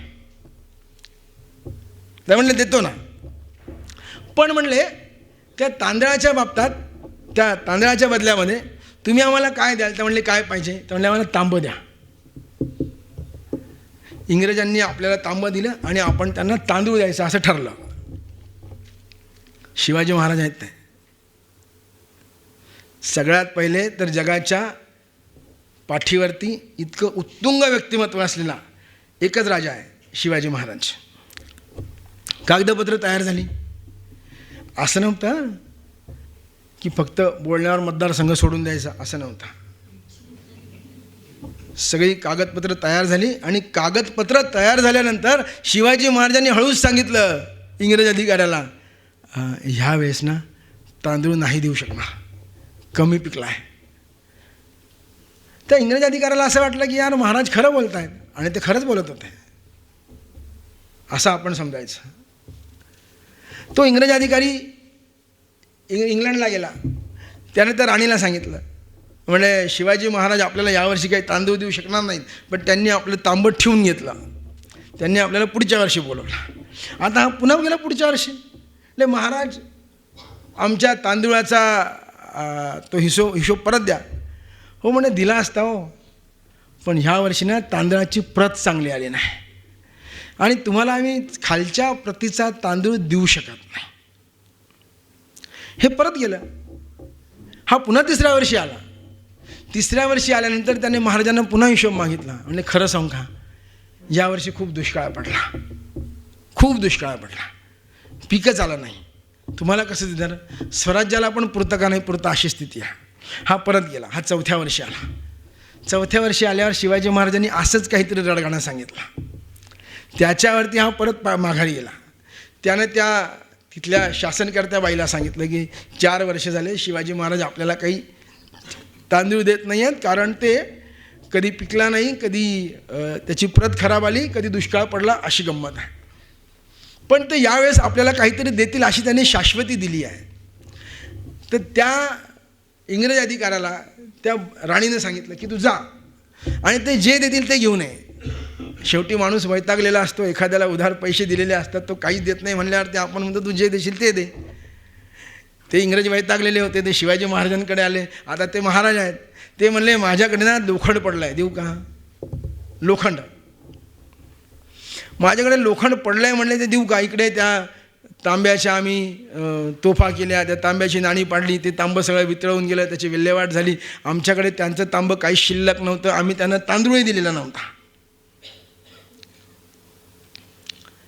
म्हणजे तुम्ही जे द्याल ते द्या. म्हणले आम्ही लोखंड देऊ शकतो, तांब्याच्या रकमेच्या इतकं आम्ही तुम्हाला लोखंड देऊ शकतो. आता तांब्याचे पैसे किती, लोखंडाचे पैसे किती?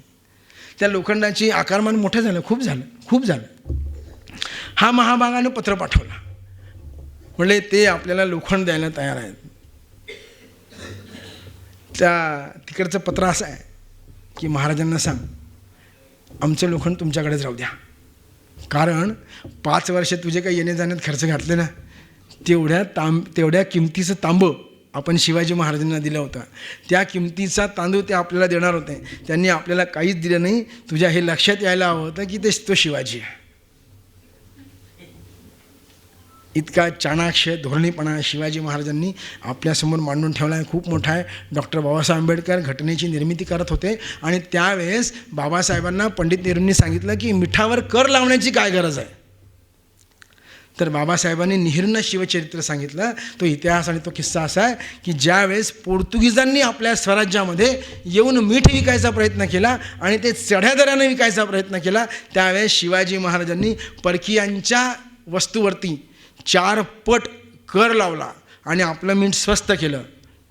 पोर्तुगीजांनी आपल्या स्वराज्यामध्ये येऊन मीठ विकू नये, आपल्या एतद्देशीय व्यापाऱ्यांना याचा फायदा व्हावा, इतका मोठा विचार शासन व्यवस्थेसमोर, समाजासमोर, तुमच्या माझ्यासमोर शिवरायांनी मांडला आहे. यातला आपल्याला काहीतरी घेता येईल का, याचा आपण नक्की विचार करावा. राष्ट्रसंत तुकडोजी महाराज विद्यापीठाच्या माध्यमातून तुम्ही मला बोलवलं आणि 1 तास 5 मिनिट तुम्ही मला सहन केलं, त्याबद्दल मी विद्यापीठाच्या प्रतिनिधींचे तुमचे सगळ्यांचे आभार मानतो. आदरणीय मित्रवर्य शामराव कोरेटी सर, आदरणीय हिवसे सर, या दोघांनी मी जे काही बोलत होतो ते गोड मानून घेतलं. त्यांचेही मी आभार मानतो. आपण सगळे शांतपणे ऐकत होतात. आपले आभार मानतो आणि थांबतो. धन्यवाद.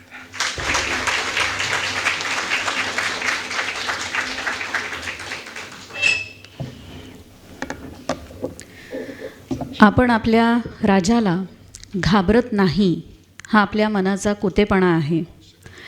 शिवाजी महाराजांबाबत बिगडी प्रेम नको, तर महाराज जगता येतात का हे वारंवार तपासले पाहिजे.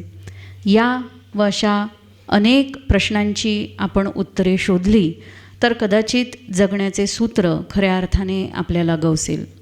आज माननीय रवींद्र तुकाराम पाटील यांच्या 1 तास 5 मिनिटाच्या या व्याख्यानानंतर मला असं वाटते तुम्हा सर्वांच्या मनामध्ये 2 ओळी नक्कीच गुंजत असतील. त्याचं शब्दरूप फक्त मी तुम्हाला देऊ इच्छिते. या भूमंडळाचे ठाई तुझं जैसा होणे नाही. या भूमंडळाचे ठाई तुझं जैसा होणे नाही. खूप खूप धन्यवाद. यानंतर अध्यक्षीय भाषणासाठी माननीय डॉक्टर शामराव कोरेट्टी यांना आमंत्रित करते.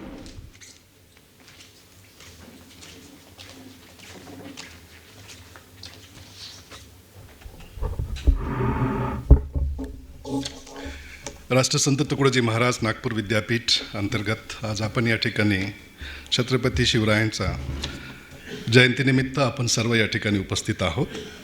या प्रसंगी थोड्याच वेळापूर्वी आपल्या या कार्यक्रमाचे प्रमुख अतिथी आदरणीय माननीय डॉक्टर रवींद्र पाटील सर यांचे व्याख्यान आपण या ठिकाणी ऐकलेलं आहे. विश्वस्त इतिहास प्रबोधन संस्था जळगाववरून जरी ते इथे आलेले असले तरी संपूर्ण महाराष्ट्रभर ते विविध प्रकारचे व्याख्यानं देत असतात ह्याची प्रचिती त्यांच्या बायोडाटावरून आपल्याला कळलीच असेल.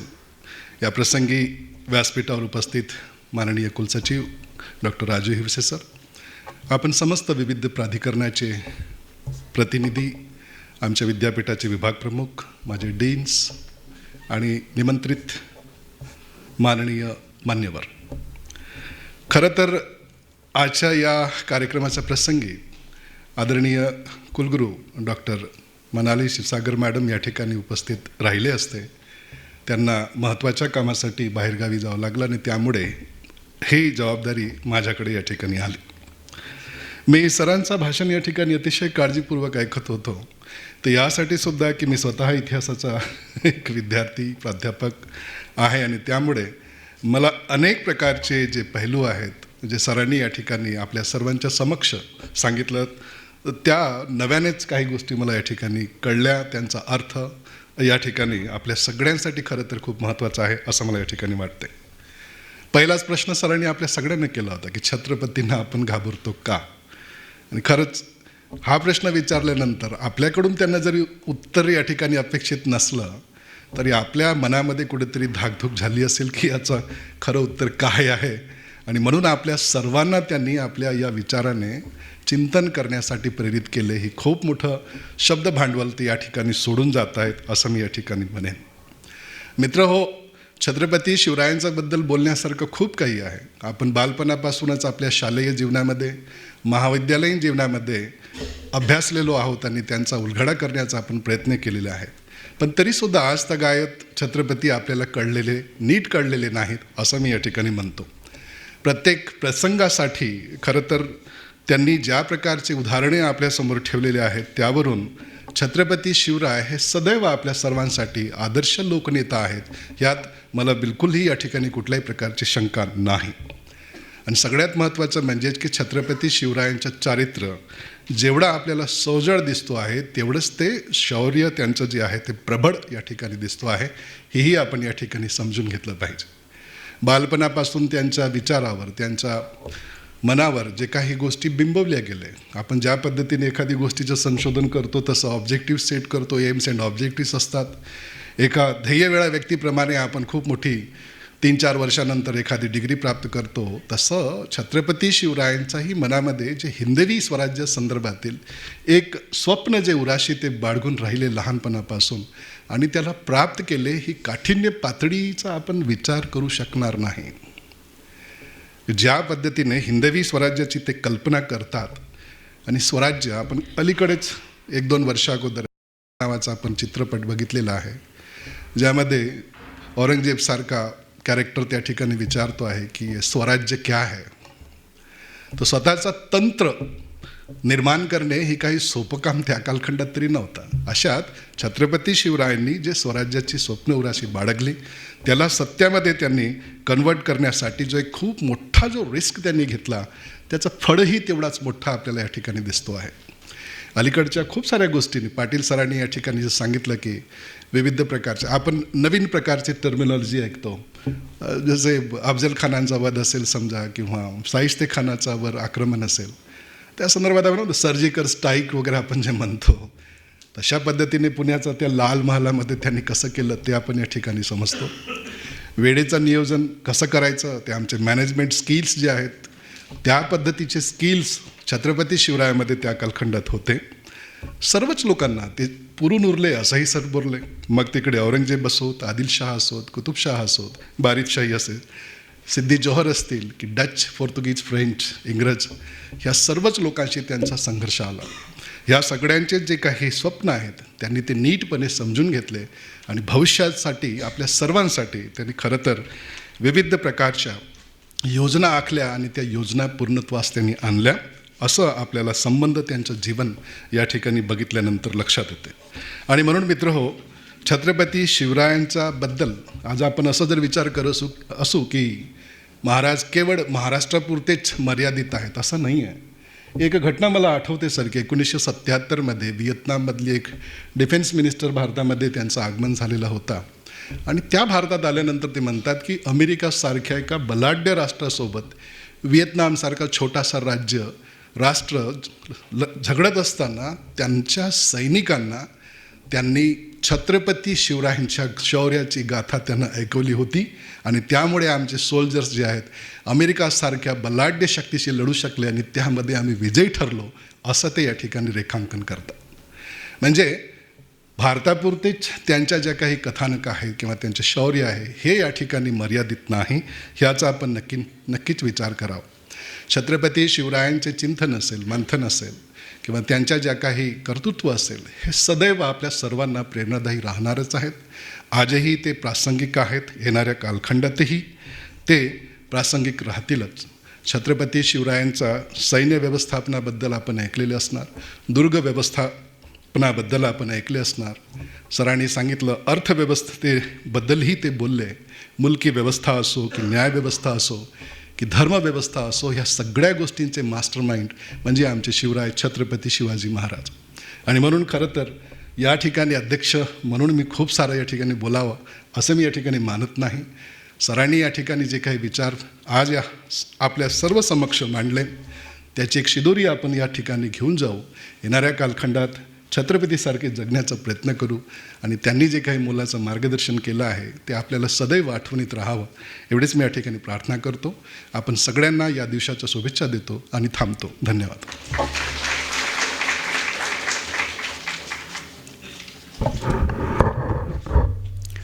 छत्रपती शिवाजी महाराजांचा इतिहास जसा ढाल तलवारी, लढाया, घनघोर संघर्षाचा आहे तसाच तो समतेचा, प्रागतिक विचारांचा, महिलांच्या सन्मानाचा, धर्मनिरपेक्ष मूल्यांचा आणि शेतकरी व आदर्श कृषी धोरणांचा देखील आहे. हे शिवकालीन परमवैभव परत राज्यात प्रस्थापित व्हावे ही तो श्रींची इच्छा अशी आकांक्षा करायला कधीच हरकत नाही.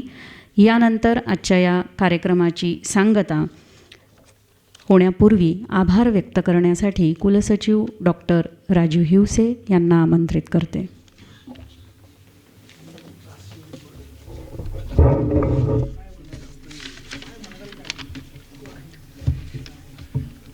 छत्रपती शिवाजी महाराज जयंती कार्यक्रमाकरिता आपणास अध्यक्ष म्हणून लाभलेले विद्यापीठाच्या मानव विज्ञान विद्याशाखेचे प्रभारी अधिष्ठाता डॉक्टर शाबराव कोरेटी, व्याख्यानमालेचे वक्ते डॉक्टर रवींद्र पाटील व उपस्थित सर्व मान्यवर.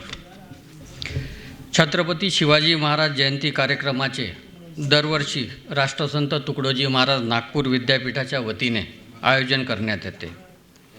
आज माननीय डॉक्टर रवींद्र पाटील, विश्वस्त इतिहास प्रबोधन संस्था जळगाव यांनी जगण्याचे सूत्र शिवचरित्र या विषयावर आपले विचार मांडण्याकरिता विद्यापीठाचे निमंत्रण स्वीकारून आपल्या सर्वांना मार्गदर्शन केल्याबद्दल मी त्यांचा मनस्वी आभार व्यक्त करतो. यासोबतच मानव विज्ञान विद्याशाखेचे प्रभारी अधिष्ठाता डॉक्टर श्यामराव कोरेटी यांनी आपल्या अध्यक्षीय भाषणातून विचार मांडताना छत्रपती शिवाजी महाराजांच्या कौशल्याविषयी आपले बहुमोल मार्गदर्शन केल्याबद्दल मी त्यांचेही आभार व्यक्त करतो.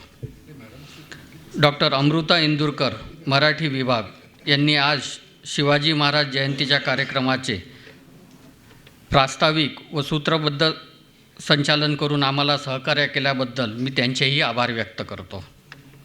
विद्यापीठाचे निमंत्रण स्वीकारून आजच्या छत्रपती शिवाजी महाराज जयंतीकरिता उपस्थित राहिल्याबद्दल विद्यापीठ व्यवस्थापन परिषदेचे सदस्य श्री अजयजी चव्हाण, विद्यापीठाच्या विविध प्राधिकारणीचे सर्व सन्माननीय सदस्य, शैक्षणिक विभागातील विभाग प्रमुख, शिक्षक, विद्यापीठाचे सर्व संविधानिक अधिकारी, कर्मचारी तसेच सर्व निमंत्रित श्रोत्यांचे मी विनम्रपणे आभार व्यक्त करतो. कार्यक्रमाच्या आयोजनाकरिता प्रत्यक्ष अप्रत्यक्ष ज्यांनीही सहयोग दिला त्या सर्वांच्या प्रती मी पुनश्च शतशः ऋणी आहे. धन्यवाद.